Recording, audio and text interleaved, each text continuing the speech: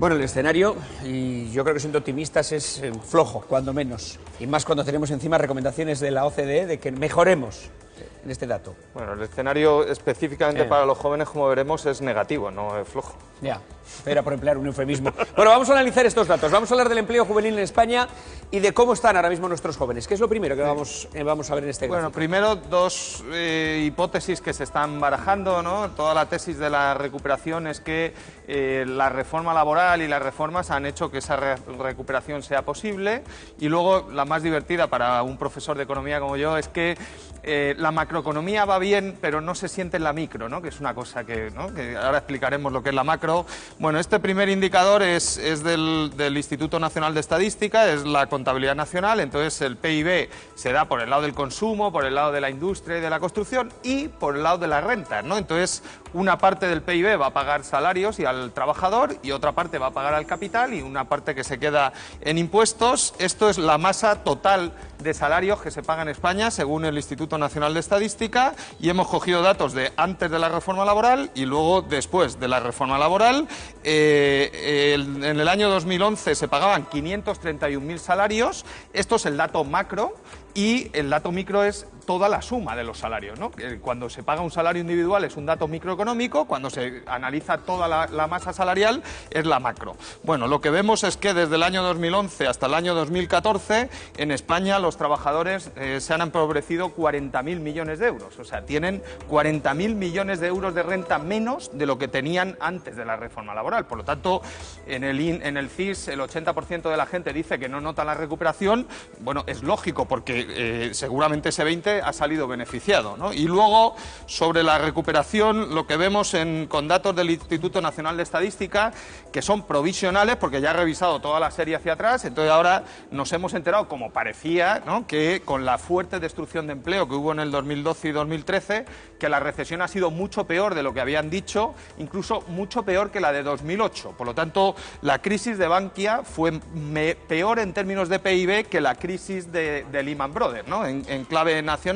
Y dos, la recuperación son 3.000 millones de euros, que supone menos del 1% de la masa salarial. Bueno, esto en cuanto al pago de salarios, pero vamos a centrarnos en el asunto que es el que nos ocupa hoy, que son los jóvenes. Lo he puesto porque es la masa total, sí. Y ahora veremos que de esa masa total los que peor están saliendo, si pasamos a la siguiente diapositiva, son los jóvenes. Esto es una crisis de deuda, lo he explicado en esta pizarra, ya me canso, pero lo seguiremos explicando, y los jóvenes no tienen deuda, por lo tanto no son los culpables de la crisis, no han vivido por encima de sus posibilidades. Todas estas chorradas que se escuchan sobre la crisis no les pasa a ellos, ¿no?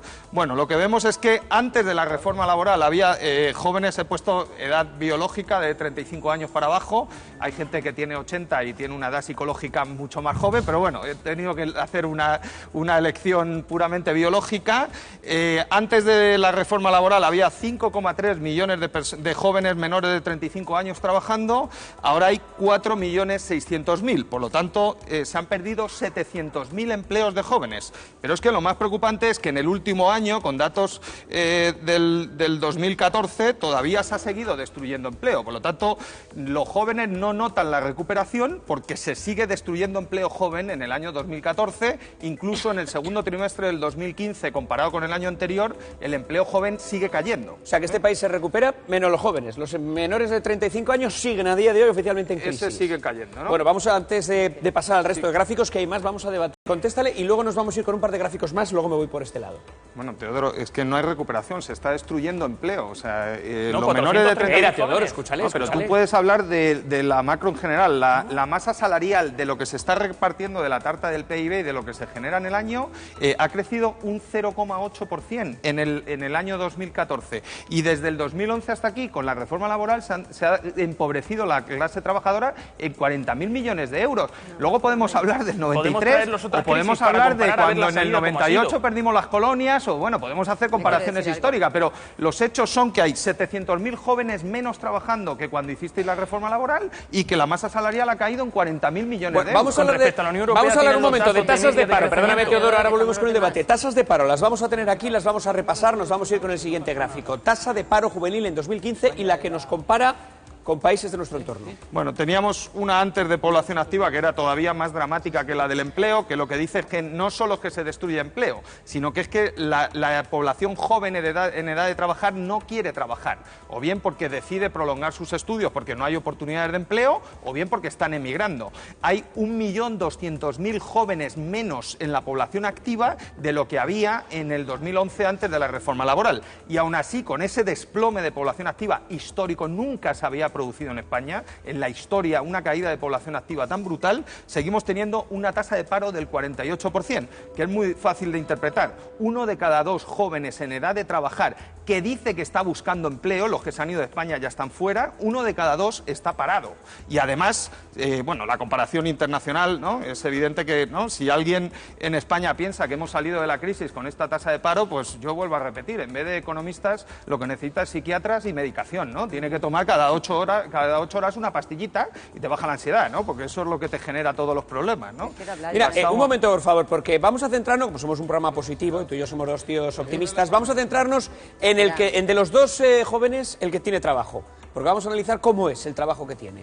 Es la siguiente gráfica. Vamos a centrarnos en el que tiene empleo. ¿Cómo es el empleo del que tiene? El empleo es muy escaso y menor que lo que había antes de la reforma laboral y encima es extremadamente precario. Este solo es un dato de precariedad. Si cogemos datos de salarios todavía es mucho más duro.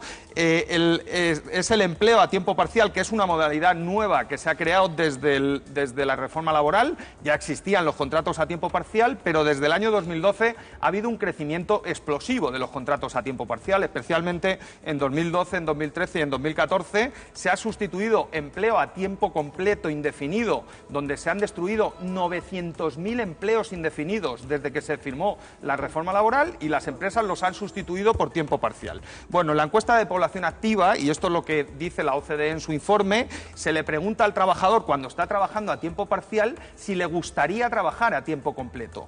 1 de cada 4 dice que sí, por lo tanto están trabajando, pero lo que se dice en términos técnicos es que es subempleo. Le gustaría tener un empleo a tiempo completo simplemente porque cobrarían más dinero, porque lo que haces al recortar a tiempo parcial es bajar el salario y ajustar por horas trabajadas, ¿no? Entonces, como al final el salario es un mal porque no nos gusta trabajar a ninguno, pero hay que vivir de eso, pues le gustaría trabajar a tiempo completo. Pues normal. A mí me gusta la tendencia. A ver, creo la tendencia y la velocidad es lo importante. es más interesante ponernos... Esto es la realidad, son los datos que son del Instituto Pero has Nacional puesto de una Estadística. sola foto, no la es más velocidad de la interesante recuperación. ponernos a debatir sobre las soluciones, empieza una campaña electoral, Estoy de acuerdo. hacemos un diagnóstico realista y empezamos a solucionar. Estoy de acuerdo. Te voy a dar una mala noticia porque llega la campaña, ¿no? Supongo que no te lo han contado en el argumentario, pero los dos últimos... yo vengo aquí a explicar la realidad. Sí, pero los no dos sé si últimos, tú te presentas, no lo sé. Los dos últimos datos de julio y de agosto, que ya tenemos datos de afiliaciones a la Seguridad Social, el empleo se ha parado en seco, ha dejado de crecer. Por lo tanto, va a salir una mala encuesta de población activa del tercer trimestre.